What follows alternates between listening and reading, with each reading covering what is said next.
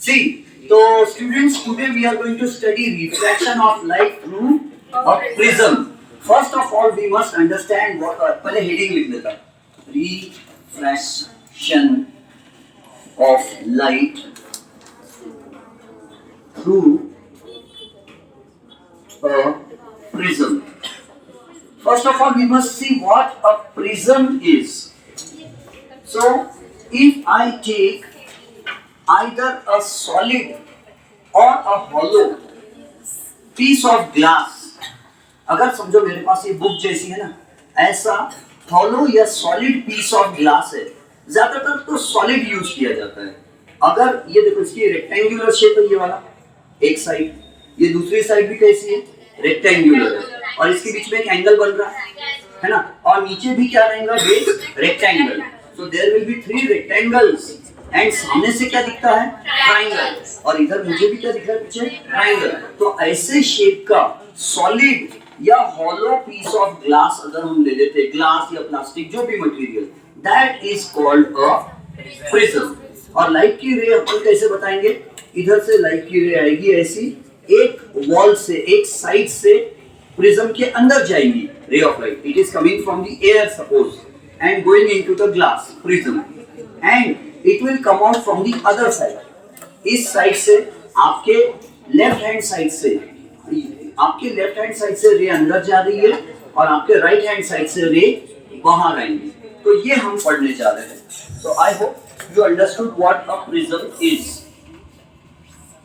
So I am going to draw the principal section of a prism. What is a principal section of a prism?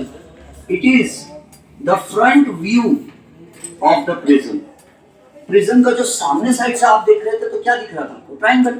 So that triangular face, front face of the prism is called the principal section of a prism. And prisms, ये जो angle रहता है ऊपर, this angle is called the refracting angle of a prism. इसको क्या बोलते हैं, refracting angle of a prism. And this angle may have different values. ये एंगल कभी कभी 5 डिग्रीज का भी हो सकता है, थिन प्रिज्म बनेगा, बारीक सा प्रिज्म बनेगा 5 डिग्री का, कभी 10 डिग्रीज वाला भी हो सकता है, 20, 30, और ये 60 डिग्रीज वाला भी होगा. अगर ये 60 डिग्रीज है, ये 60 डिग्रीज है, ये 60 डिग्रीज है, तो it will become an equilateral prism. Equilateral prism है ना. तो चलो स्टार्ट करते हैं. यहाँ से we have taken a cardboard, हमने एक खड्डा लिया, उस खड्डे में गड्ढा किया.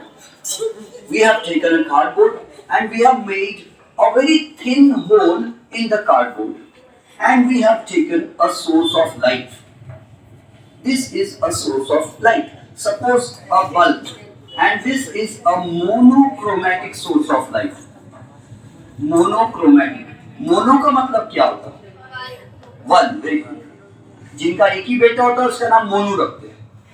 मोनो इज वन, मजाक कर रहा हूँ, लेकिन मोनो यानी वन होता है. क्रोमो यानी क्या होता है, कलर. तो we are using a light of single wavelength, एक ही कलर वाला है. Let us suppose this is red light. ये कौन से कलर का लाइट यूज किया हमने, रेड. अब ये रेड लाइट की बहुत सारी रेज आ रही, बहुत सारी किरण आ रही है, और बहुत सारी रेज आने में एक रे इसमें से निकल रही होल में से, कार्डबोर्ड में किया हुआ hole. The cardboard is like this and it has a hole at its center suppose, and this ray of light, what is the ray of light? The direction in which light travels is called a ray of light. So this is a ray of light. और अगर बहुत सारी raise मिल जाए तो उसको क्या बोलते हैं, बीम ऑफ लाइट, छोटा beam. This is a ray of light. और ये कैसी रे है, incident ray. Boys and girls शांति और उन्नति के साथ पढ़ाई करो. इंसिडेंट रे ऑफ लाइट है ना, दिस इज द इंसिडेंट. हाँ यानी मजाक कर रहा हूँ, इंसिडेंट रे ऑफ लाइट. अब दूसरी बात सुनो, I am going to draw normal. आपको पता है फिजिक्स की लैंग्वेज में नॉर्मल यानी क्या होता है, परपेंडिकुलर. तो प्रिज्म को नाम दे देते, बुक ने दिया नाम कुछ, ए बी सी. ओके, मैं भी वही नाम दूंगा, ए बड़ी बी और सी. This rectangular principal section of the prism has name ABC. I am going to draw और perpendicular to side A B. Side A B पर मैं परपेंडिकुलर ड्रॉ करने जा रहा हूँ और वो परपेंडिकुलर का नाम है ऐसा ये, और इस परपेंडिकुलर को नाम दिया मैंने सपोज एन दिया बुक ने, एन एन डैश, ये यहाँ एन दिया और इधर एन डैश दिया। Okay, so N N dash कितना एंगल बनाता है ए बी से 90 डिग्री। तो what is it called, N N dash यानी क्या है, नॉर्मल। एंड और ये कौन सी रे है, इंसिडेंट रे। और हम पढ़ चुके हैं रेक्टेंगुलर ग्लास स्लैब वाले डेरिवेशन में, the angle made by the incident ray with the normal at the point of incidence is called angle of incidence I। angle of incidence समझ गए। और आपको पता है ये प्रिज्म काय से बना है, तो late us suppose it is made up of glass. और कैसा ग्लास है, लेट अस से सॉलिड ग्लास है, पूरा अंदर से सॉलिड ग्लास भरा हुआ है। प्लास्टिक का भी रह सकता है, कोई और मटेरियल का भी रह सकता है, या हो सकता है इसके बीच में होल कर दिया, उसमें पानी भर दिया, कुछ भी कर सकते। तो ये सॉलिड ग्लास है और यहाँ कौन सा मीडियम है, लेट अस से एयर है। एयर का रिफ्रैक्टिव इंडेक्स कितना है, तो हमको मालूम है 1.0003। एयर का रिफ्रैक्टिव इंडेक्स अपने बुक में इतना दिया है, और ग्लास का रिफ्रैक्टिव इंडेक्स कितना दिया है, तो 1.52। लेकिन वो अलग अलग रहता है, मैं बाद में बताऊंगा। 1.52 है, suppose this is crown glass, वो मैं समझाऊंगा, उसका फिक्स वैल्यू नहीं होता है, it has different values for different colours, वो बात की बात है। अब सुनो, ये रे कहां से आ रही है, एयर। ग्लास के कंपैरिजन में एयर कौन सा मीडियम है, रेयर, और ग्लास कौन सा है, denser. And very good, it will bend towards the normal. So ray of light is coming from rare medium air and it is going into the denser medium glass, so it will bend towards the normal. वैसे ray ने जाना कैसे चाहिए था, straight. It should have travelled along this path, straight line path, ऐसे जाना चाहिए था। लेकिन रे जा कहां रही है, ऐसी जा रही है ना, सीधी दूर जाने के बजाय ये टुवर्ड्स द नॉर्मल बेंड होगी, ऐसी सरकती नहीं इधर। तो और angle made by the refracted, ये रे का नाम क्या है, इट इज कॉल्ड रिफ्रैक्टेड रे। जो बेंड होके जाती है उसका नाम रिफ्रैक्टेड रे रहता है, सब अपन पढ़ चुके हैं। So the angle made by the refracted रे with the normal is called angle of refraction. समझ गए, वेरी गुड। अब फिर से एक और चीज, I am going to draw another normal, another perpendicular on side AC। अब AC को 90 डिग्री बनाना है मुझे, तो समझ लो मैं बना ले रहा हूँ 90 डिग्री। ये है ये वाला, और इसका MM नाम दिया, MM dash. Okay, this is M और ये है suppose M dash, MM dash. और ये AC से कितना एंगल बना रहा है, 90 लग रहा है ना, 90 जैसा सपोज है, 90 लग रहा तो सपोज कर लो है 90 डिग्री। तो ये क्या हुआ, इसका नाम क्या रहेगा फिर, नॉर्मल है ना। परपेंडिकुलर को साइंस की, फिजिक्स की लैंग्वेज में क्या कहते हैं, नॉर्मल कहते हैं। तो अब ये रे जो है, लोगों को, समाज को लगता है कि ये रे ऐसी जाएगी सीधी, लेकिन हमको मालूम है यहाँ क्या है, एयर है ना। अगेन कौन सा मीडियम, रेयर। वेरी गुड, आप लोग को तो सब आता है, very good. So this ray is going from denser medium to rarer medium. So instead of going straight, it will bend away from the normal. It will bend away from the normal. ऐसी bend हो जाएगी दूर, है ना। जो यहाँ जाने के बजाय, स्ट्रेट जाने के बजाय नॉर्मल से और दूर चली जाएगी, नॉर्मल से और दूर चली गई। And the angle made, और ये रे का नाम क्या रहता है मालूम है, इमर्जेंट रे। क्यों इमरजेंसी में रहती है ये रे, वेरी गुड, क्योंकि ये इमर्ज होके आ रही है। इन इंग्लिश इमर्ज होने का मतलब था बाहर निकलना। We waited outside Ejaz sir's cabin for 2 hours. After 2 hours, Ejaz sir emerged out of his cabin. Emerge यानी बाहर निकलना। तो इमर्जेंट रे जो बाहर निकली है प्रिज्म से, एंड यहाँ जो एंगल बनेगा, that angle is called angle of emergence. Angle of emergence क्या, एंगल ऑफ I और एंगल E इक्वल रहेंगे हमेशा।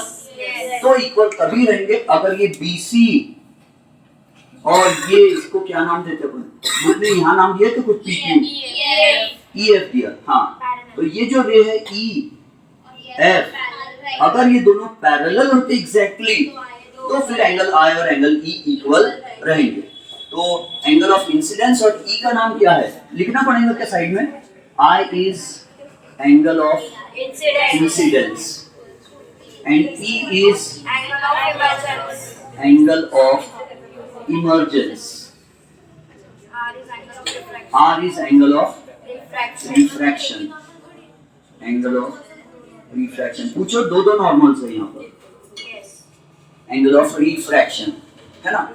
क्या और भी कोई एंगल बनता है, हाँ, angle of deviation, angle D से बताएंगे, अपने बुक में डी से बताइए, ये दिखता है ये अपने उसमें क्या बना है, okay, so D is called angle of deviation.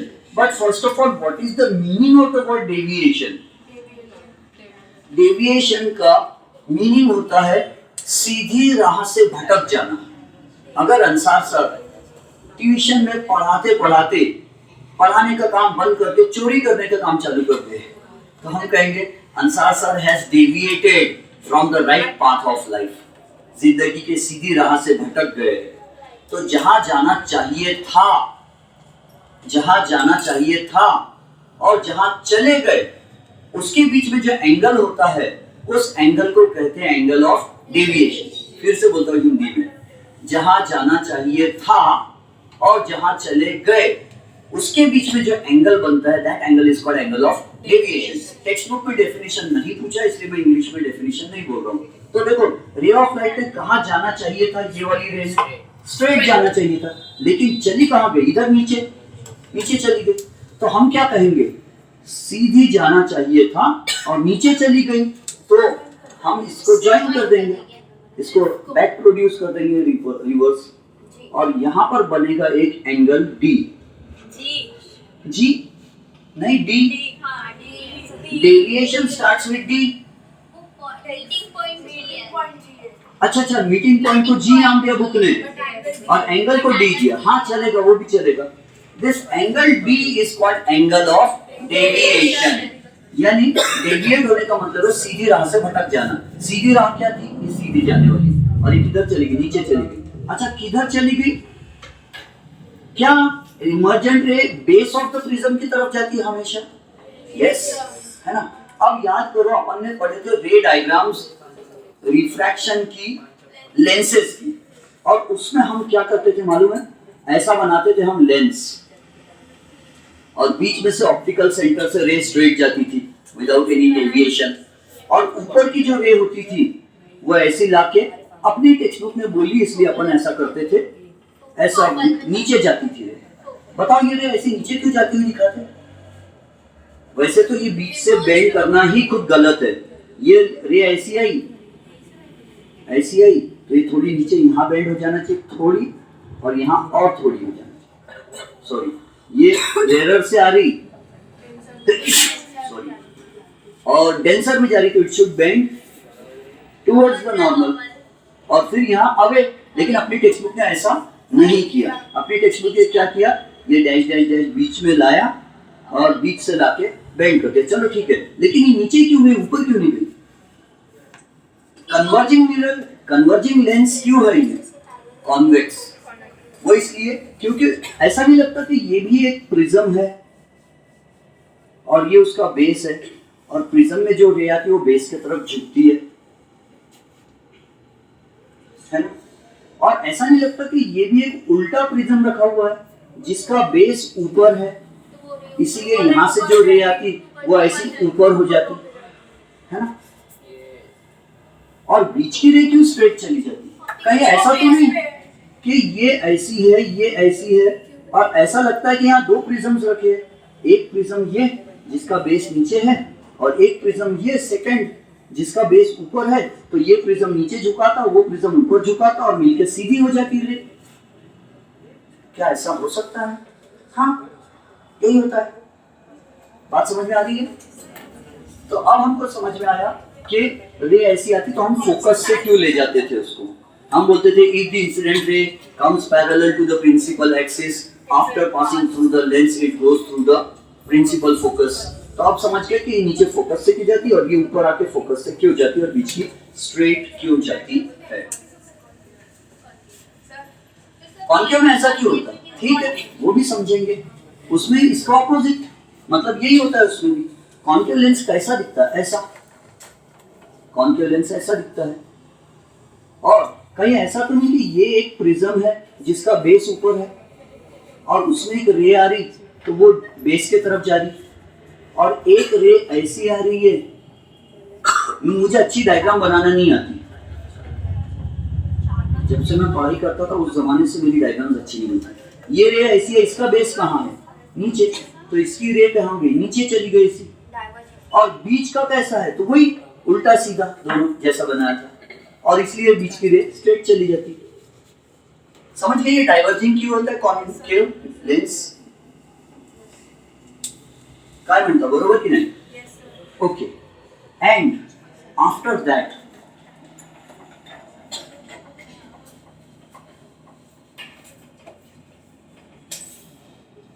अब क्या पढ़ा मैं? ये समझ में आ गया एंगल ऑफ डेविएशन। और क्या दिया बुक में? मेरे ख्याल से इसके आगे यार ज्यादा कुछ नहीं दिया। अब ये एंगल ऑफ डेविएशन जो है ये किस एंगल ऑफ प्रिज्म? तो ये होगा ऊपर, refracting angle of prism is angle of prism. मुझे बुक में एक बार देखने दो, मैं सिर्फ क्या है। अच्छा, नेक्स्ट टॉपिक है वो तो डिस्पर्शन ऑफ व्हाइट लाइट।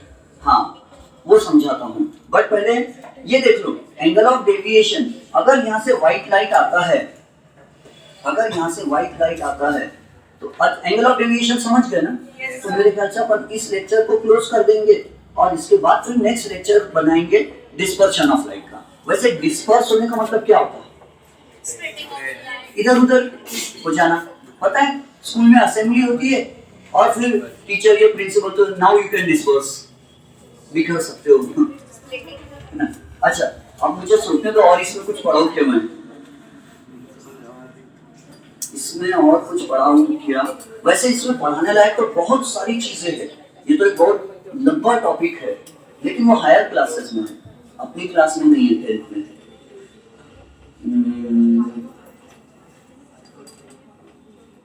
बस ठीक है, इतना ही पढ़ेंगे हम। नहीं, छुट्टी थोड़ी हुई।